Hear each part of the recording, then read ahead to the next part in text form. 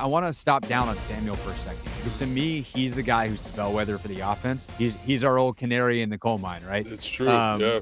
And when he gets going, this offense is at its best. What can they do to one? Is it smart to get him more involved earlier? And if so, two, how do they go about doing that?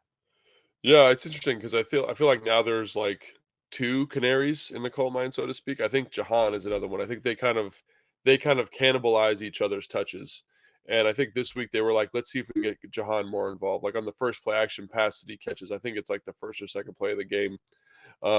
Terry's running like a deep post, clearing coverage out off of a play action look, and Jahan's running the high cross, and it's wide open. He's able to make a catch. So obviously that was part of the focus. Like, can we get him in one-on-one situations? Even his touchdown.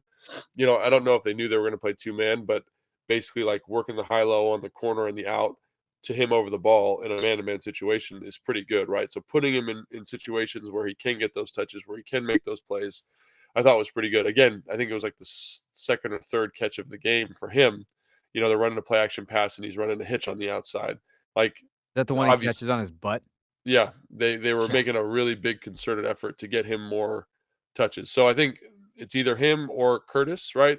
I know that's kind of it shouldn't be either or, but right now with how few passes that they're calling, Right. I think it is. So I think the fact that Jahan got some touches is excellent, and I think that Curtis gets some touches late in the game, I think is also very important, right? Because it speaks to his skill set, and they're able to get him some touches in the run game. And again, he's not the best route runner. I think like that's a misconception that I have about him. He's just a good route runner. He's explosive. He's fast. He's quick, but he's much better like catching a short pass and like breaking it for a big gain. Jahan is the one who's like better deep stuff. So maybe now that they're both healthy, Scott finding ways to speak to both guys, I think is maybe something that they're looking at. Yeah, I would love to see him get touches, obviously in the run game, as part of like I think they've done a pretty good job of that over the last 8 weeks, getting him 3 to 5 carries a game. They've stopped having these games where he just doesn't touch it at all. But I do think getting him involved as a wide receiver on some of the quick stuff, right? Like it puts more on the defense's plate. Like he is the ultimate weapon.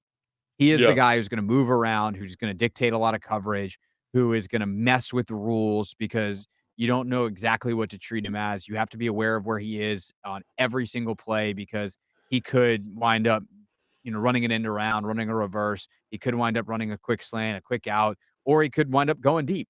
And that's a really hard guy to account for. And so the sooner they establish, yeah, he could do as many of those things as possible, I think is good for them. And he's also a matchup nightmare. And I think that was the thing that was frustrating for me, especially late in that game. Some of the calls that they make is they started to really just figure out, where's 38, who was the practice squad corner that the Giants yeah, elevated on Sunday, and just go, where is he? He's on Curtis. Get Curtis the ball. Where mm, is he? On Jahan. Get Jahan the ball. And that kind of stuff was available to them. It felt like all day when they really wanted it. And so it mixes in with the pressures and the ability to actually protect long enough to get the ball out. You obviously don't want to stray too far from your identity, but it just feels like they never quite found that right balance yeah. on Sunday. But they were effective in stretches, which obviously gets them to the 20 points. But it just they never quite found it, and I feel like that has been like an ongoing season-long thing to find the right balance of maximizing these very potent weapons that they have, and this running game, which wants to be at the core of what they do. What's interesting, I felt like this was the first week that they even tried to. Is Yeah. that yeah, like Yeah, even like because gave it they've a just shot? been like, "Screw the passing game." I mean, Yeah. Ron had a great quote, yesterday, where he was asked, ho basically that, like, "How do you balance it?" And he's like, "Yeah, I don't really agree with your question. We're gonna pass it when we have to." I was like, Mm, "Oh, you're going there." And that's in 2022 to hear a head coach just flat out say that and not even play the game of like, "Well, we're trying this, that." He's like, "No, we're gonna run the football, and we're gonna pass it when we have to. right. We're only gonna pass as much as we have to." It I think it's the right way to play for this team. It Yeah. also is completely unsustainable long term because they've invested so much in the wide receiver position. It is a stupid way for this team to play long term and the absolute smartest way for them to play right now. But it's hard because, like, against a team like the Giants, where there's so much opportunity, based off personnel on the back end, and we'll see in 2 weeks if Adoree Jackson is back, and that obviously Yeah. changes the equation.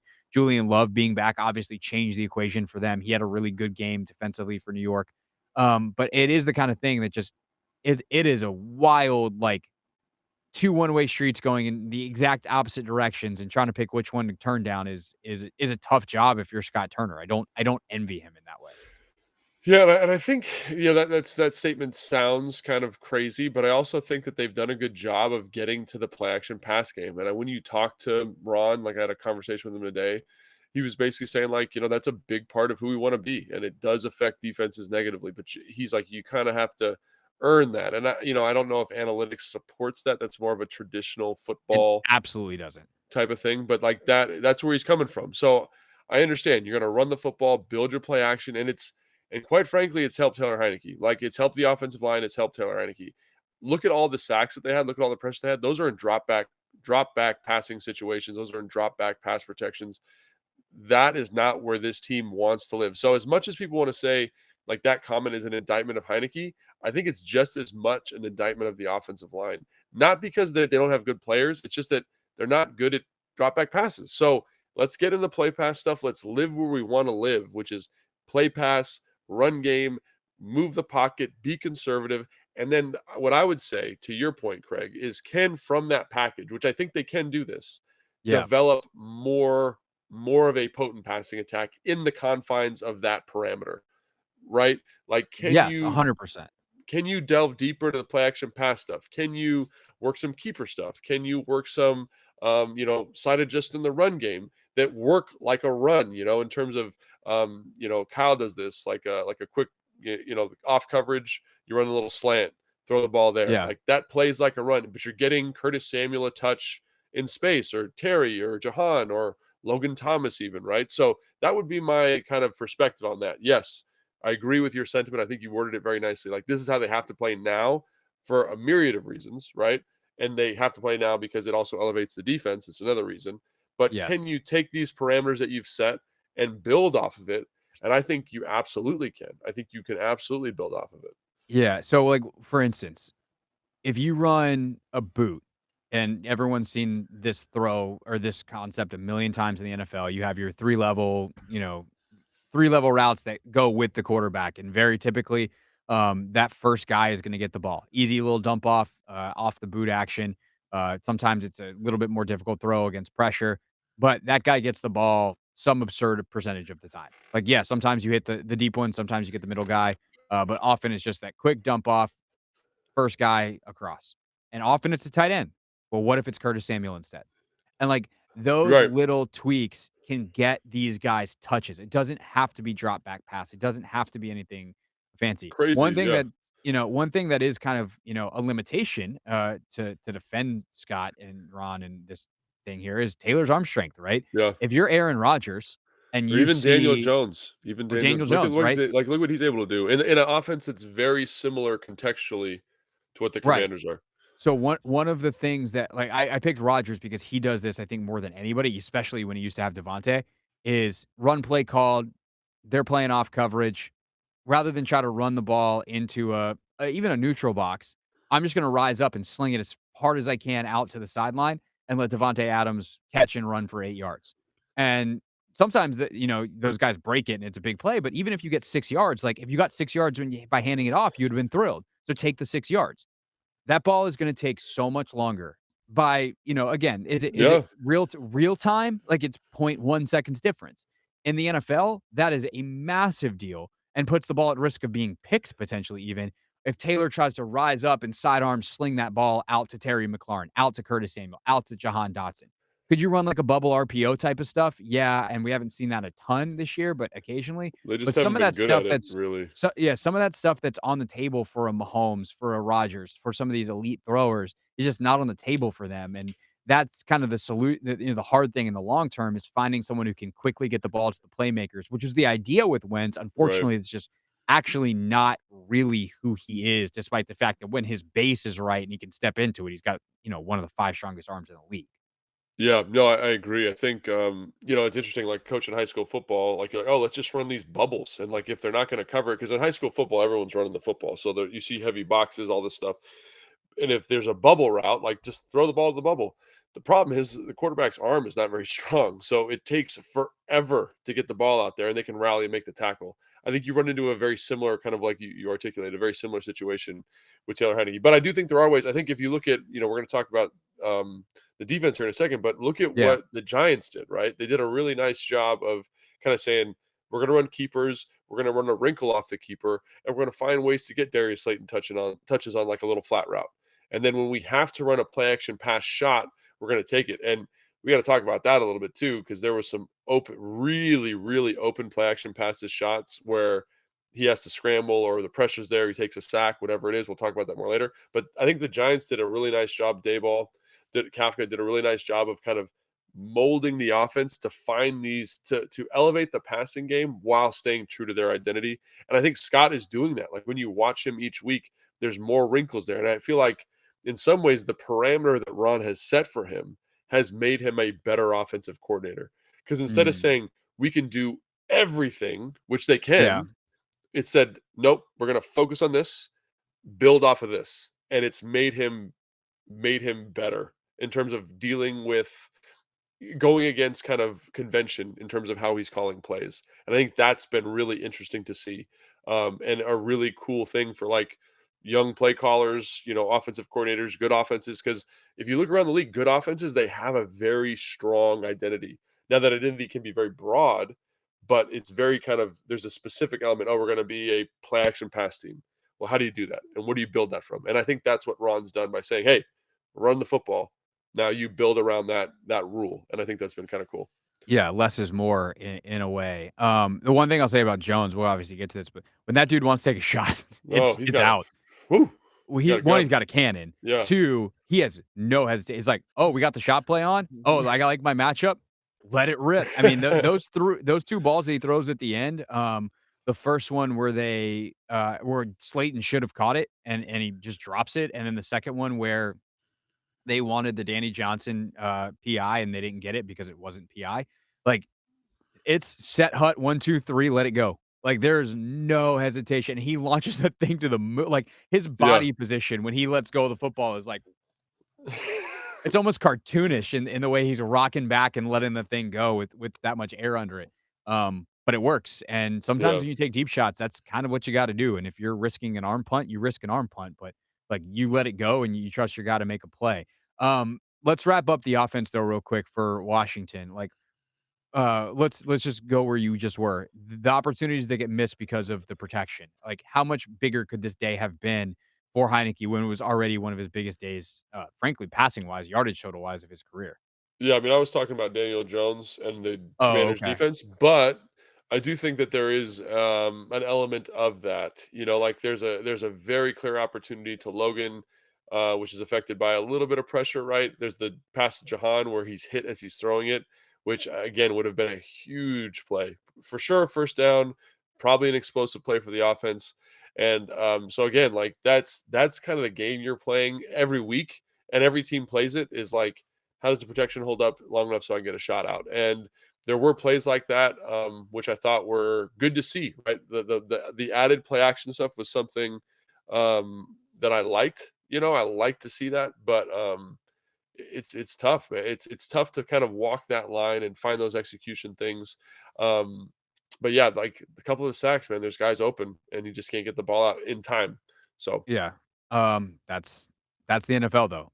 yeah, What about the running game? How did it ultimately grade out? yeah, I think the running game is doing a nice job. I think they did a really good job with Dexter Lawrence. I think they did a good job attacking the edges, taking advantage of stuff. And Brian Robinson's just running like a horse. He's looking faster. He's kind of deceptively fast and making plays. And Gibson's getting in there making some touches. I'd like to see them kind of speak to Gibson's skill set a little bit better in terms of getting him on the perimeter, getting him into space. I think that's a very valuable piece there. But overall, I think you're very happy. I think, and then Curtis getting the touch late on that kind of trap play that they like to run with him was great. And Yeah. I think they do an excellent job, or they have done the last 2 weeks of again limiting the contact in the backfield, because usually you see the runners and it's like they're getting hit at the line of scrimmage and they're kind of muddle huddling it for an extra 5 yards or whatever it is. I think they've done a good job of getting guys covered up, getting runs targeted a little bit better. It's still not perfect, but it very rarely is. And so I think, again, I think guys have really gravitated towards this, specifically the offensive line. They've gravitated towards blocking, run blocking. And if you ask any lineman, they prefer that. Yeah. They offensive Let me linemen go want to forward and be. strike someone instead of having them, going backwards and letting them run into me. Yeah, like I don't think people understand like how challenging pass protection is. It is so hard. I've never met an offensive lineman that's like, "Oh man, I love pass protecting." It's not a thing. That you prefer run blocking. And so to get a game plan like this, a game structure like this is something that Kyle really emphasizes. Like he's like, I only want to call 10 drop back passes in a game, which is nothing. You know what I mean? That's zero, for the NFL, like modern NFL. But that works. That works really well because it It's elevates how your he off. just won with Brock Purdy. Yeah, it elevates your offensive line. That's what you're doing. You elevate your offensive line, you elevate your quarterback, you create bigger throwing windows, all those different things. It does limit you in terms of some of the stuff you can do from a passing attack, but I'm okay with that because it elevates those other two things. So the running game has been really nice to see kind of mature and just become more efficient, I think. The other thing I wanted to point out is how this ball control style really can hurt you if you're in a game where you're behind. It really hurts you because there was that drive that they had after, I want to say the Giants scored. I don't remember exactly. I think they scored in the third quarter. Yeah, they scored Wash, early third quarter. I mean, Washington the got the ball Washington was back. down 20-13 for a long time in this game. Yeah, they got the ball back. They went on a 6 play drive that went like 40 yards or something like that. 7 play drive that went 40 yards. I forget exactly. And it took 6.5 minutes off the clock because they're trying to kind of establish we're going to run the football, we're going to do this, we're going to do this. And I get it, and that's who you are. But it's going to bite you in the butt if you got to score multiple points, multiple scores late in the game, because right now this offense is just not equipped from a philosophy standpoint to accommodate any type of quick score. So against a team like the 49ers, number one ranked defense in the NFL at the moment, right? Like that's going to be some tough sledding. You're going to have to find ways to kind of crack that nut. So interesting thing to keep an eye on moving forward. I mean, here are some of the drives in the second half. These are impossible statistically, and they did it Yeah. basically back to back. The Giants scored 5 plays, 20 yards, and 2:37. So they go up 20-13. The Commanders follow it with an 11-play, 38-yard drive that took 8 minutes. I can't make that up. 11 Yeah. plays, 38 yards, 8 minutes. They then force a 3-and-out for the Giants, and then they come back 12 plays, 40 yards, missed field goal, and 6-12. Like think So about that's those that's drives. 23 plays for 78 yards in 14 minutes and 12 seconds and 0 points. And so that's gonna nip you in the butt if you're not careful. Like you got to be more efficient there. What was the play total on that for 73 yards? That's like 3 yards a 20 play. 23 plays for 78 yards. Okay, 23 plays. It's not good. It's basically 3 yards a play. Yeah, And then they go 3.39 8 yards a plays. play. Then they go 8 plays, 90 yards, and 158 for the score. Um, by the way, let's put a pin in this for Friday as part of the Mhm. self scout. They need Okay, to start mixing in some tempo. Not a they do. lot, Yeah, a not a little bit. lot, but there's a smart way that they can do it. I'm going to put my coaching hat on. The most dangerous thing we do on this podcast, but I want to get to that on Friday. Thanks for checking out this clip of Take Command. Or maybe it wasn't a clip. Maybe it was the whole thing. You can always get the whole thing. Let's change the graphic. Ready? Boom. Producing on the fly. Bang. Wherever you get your podcasts. And, of course, right here on YouTube. You can also check us out not only at youtube.com/@CraigHoffman, but Logan, the Odyssey Sports page is live soon. That's very exciting. That'll be fun. I don't care where you subscribe, as long as you do subscribe to one of these platforms. That would be very helpful for us. Yeah, do it. Or Logan's going to come to your house and he's going to be a sift blocker and knock you over. Yeah, cut the legs out from under you, right? Can't even do that on the field, but we can do it in real life.